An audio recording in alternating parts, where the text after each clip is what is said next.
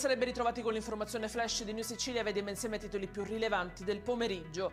In apertura l'inaugurazione stamattina dello svincolo Manganaro lungo la statale 121 catanese nel tratto Palermo-Agrigento. Addio a semafori e rallentamenti, ha commentato l'assessore regionale alle infrastrutture e alla mobilità Alessandro Aricò, presente alla cerimonia insieme al responsabile della struttura territoriale ANAS Sicilia Nicola Montesano.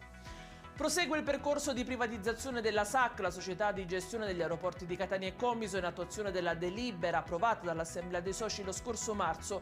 È in fase conclusiva la definizione del bando relativo alla cessione di quote societarie. La manifestazione di interesse sarà infatti pubblicata nelle prossime settimane.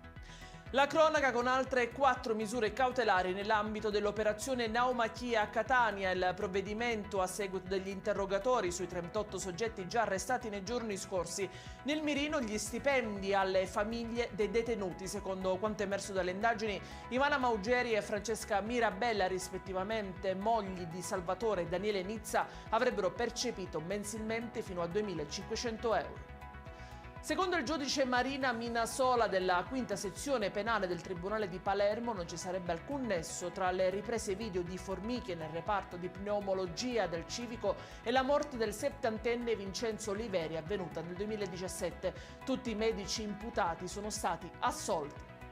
In chiusura le previsioni meteo per domani. In Sicilia il caldo non molla la presa, almeno su Catania e Messina, dove è stata diramata un'allerta rossa per ondate di calore, gialla su Palermo, preallerta arancione invece per rischio incendi su tutta l'isola. Ed è tutto per questa edizione. Io vi ricordo come sempre che dettagli su queste notizie e molte altre li trovate sul nostro sito e sui nostri canali social. Grazie per averci seguito e buona serata.